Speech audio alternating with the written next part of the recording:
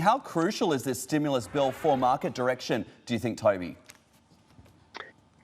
Matt, well, I think it's crucial that we continue to see government support, and not only that, as well as the central banks. Central banks have stepped up. They've added enormous amounts of liquidity, and now it's really up to the government side of the equation to add fiscal stimulus. I think it was essential that the president, if he's allowed to, obviously remains to be seen, stepped in immediately, because I think the markets were expecting a result. Now, the concern is, as mentioned, it may be a political battle that comes through and limits the ability of a deal to go through. But there is no doubt that markets are expecting that the government will come to some level of agreement in the House to provide further stimulus for longer, because that is what is really necessary to keep the economy from collapsing any more than it already has. What about the increased China-US tensions that we're seeing as well? How significant is that for the markets?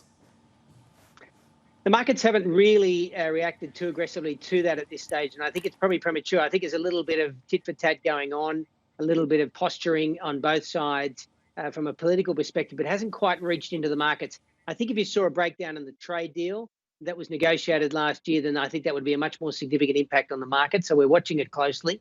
And I think this thematic around US-China tension will continue through the political cycle that's coming up into November, because I think tough talk rhetoric will come from both sides in relation to US and China relations.